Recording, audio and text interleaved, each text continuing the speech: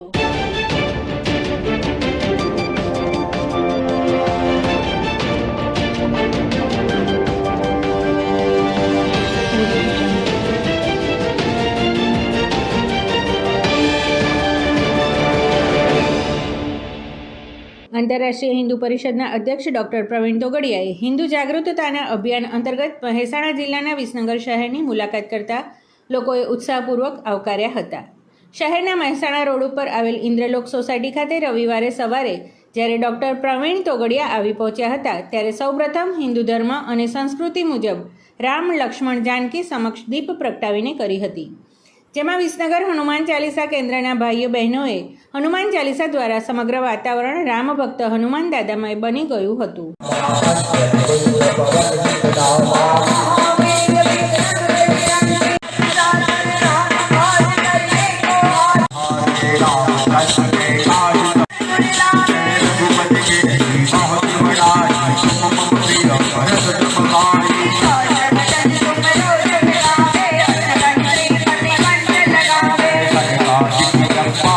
આજના પ્રસંગે ઉપસ્થિત ડૉક્ટર પ્રવીણ તોગડિયાએ આજના દિવસે યોજાનાર ભારત પાકિસ્તાન મેચ બાબતે જણાવ્યું હતું કે પાકિસ્તાન પહેલગામમાં આપણા નિર્દોષ લોકો ઉપર હુમલો કરે તેની સાથે રમવાનું હોય, કોઈ આપણા દીકરા કે ભાઈને મારી નાખે તેની સાથે રમત રમાય, નામો નિશાન મિટાવી દો, પાકિસ્તાન ખેલ નહીં યુદ્ધ હોગા એવો લલકાર કર્યો હતો.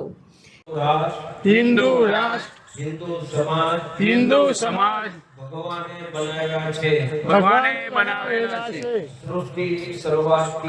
સૃષ્ટિની શરૂઆત થી છે, દિવ્ય છે, મહાન છે, 2000 વર્ષ પહેલા દુનિયામાં માત્ર હિન્દુઓ હતા. આજે દુનિયામાં માત્ર હિન્દુઓ નથી. હિન્દુઓની હત્યા, લૂંટ, ધર્માંતર, પલાયન થયું છે. દુનિયામાં જ્યાં હિન્દુ લઘુમતીમાં આવ્યા ત્યાં હિન્દુઓની હત્યા, લૂંટ, ધર્માંતર, પલાયન થયું. અમારો સંકલ્પ ભારતમાં હિન્દુઓનો બહુમત દંડાથી કે કાનૂનથી રાખીશું. ભારતમાં એક ધારી હિન્દુ વસ્તી ઘટી રહી છે. 1947 માં 86% હિન્દુ હતા. આજે ઘટીને 78% હિન્દુ. 78 વર્ષ પછી ઘટીને 48% હિન્દુ. હિન્દુઓની હત્યા, ધર્માંતર, પલાયન. અમારો સંકલ્પ ભારતમાં હિન્દુ બહુમત માટે વસ્તી વધારા રોકવાનો કાયદો બનાવો. 3 કરોડ બાંગ્લાદેશી મુસલમાનોને ભગાવો. 3 બચ્ચે હિન્દુ સચ્ચે. 3 બચ્ચે હિન્દુ સચ્ચે. ખરીદી હિન્દુઓ પાસેથી કરીશું. રોજગાર હિન્દુઓને આપીશું.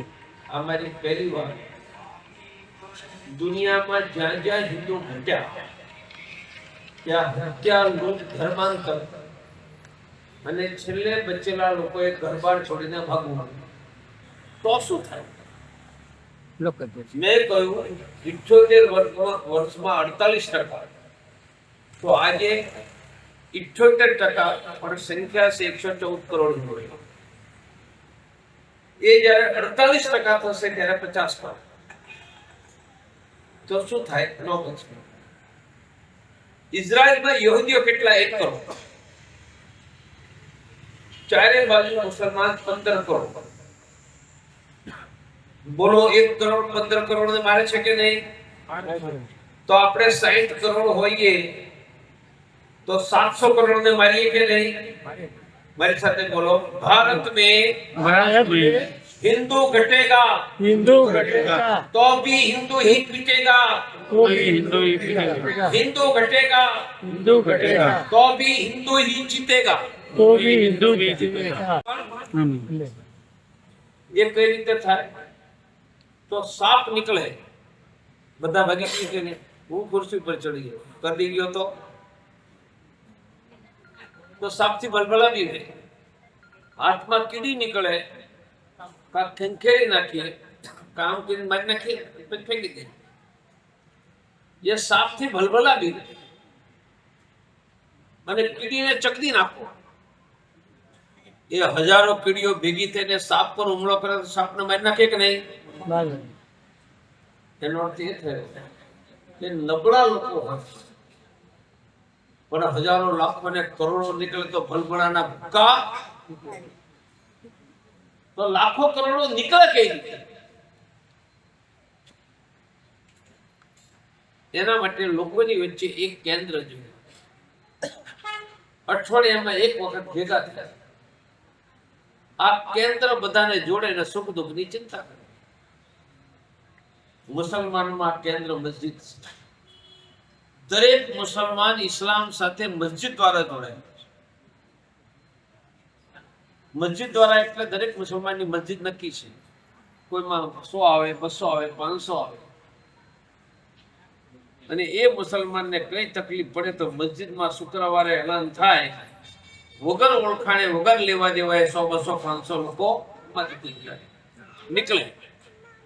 રાષ્ટ્રીય બજરંગ દળ, રાષ્ટ્રીય મહિલા પરિષદ ઓજસ્વીન, આ અમારા ચારેય સંગઠનો દ્વારા આ નવરાત્રમાં આખા દેશમાં શસ્ત્ર પૂજનનું અભિયાન, ગુજરાતમાં જ્યાં જ્યાં ગરબા હશે ત્યાં 9માંથી કોઈ એક દિવસ શસ્ત્ર પૂજન થશે, 8મને દિવસે કન્યા પૂજન અને દશેરાના દિવસે મહિષાસુર અને રાવણ વધની યાદમાં દરેક હિન્દુ ઘરોમાં શસ્ત્ર પૂજન, દિવાળીના દિવસે અમાસને દિવસે દરેક હિન્દુ ઘરોમાં લક્ષ્મી પૂજન, ઘરની સફાઈ કરીને જૂના સારા કપડાં ગરીબોને આપવા અને ગરીબ બાળકોને મીઠાઈ, આવા અમારા 7 કાર્યક્રમો આ દરમિયાન દેશમાં ચાલી રહ્યા છે।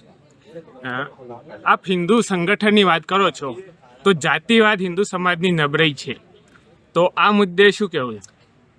એ નબળાઈ છે એટલે જ હિન્દુ સંગઠન કરવું પડે, નકર કરવાની જરૂર જ ક્યાં હતી? એના માટે શું કામગીરી છે આપની? હમ સબ હિન્દુ એક હે, બધા હિન્દુ શસ્ત્ર પૂજન કરે, કન્યા પૂજન કરે, લક્ષ્મી પૂજન કરે એટલે જાતિવાદ ઓછો થઈ જશે। પાકિસ્તાન પહેલગામમાં હુમલો કરે અને રમવાનું હોય, કોઈ આપણા દીકરાને ભાઈને મારી નાખે એની અરે રમત રમાય? અરે નિશાન મિટા દો પાકિસ્તાન કા, ખેલ નહીં યુદ્ધ હોગા। શહેરના ધરોઈ કોલોની વિસ્તારમાં આવેલી રાજહંસ સોસાયટી ખાતે વિનુભાઈ પટેલના નિવાસસ્થાને પહોંચીને પ્રયાગરાજના મહાકુંભ મેળો ભરાયો હતો, જેમાં આંતરરાષ્ટ્રીય હિન્દુ પરિષદની ઉત્કૃષ્ટ કામગીરીની માહિતી આપી હતી। મેં 1.25 કરોડ લોકોને ખવડાવ્યું અને 9 મારે ત્યાં રહેવાની વ્યવસ્થા, અમારે ત્યાં દરરોજ 34,000 ની વ્યવસ્થા, ઉડાડવા માટે મારી પાસે ખરીદેલા 1 લાખ કંબળ હતા,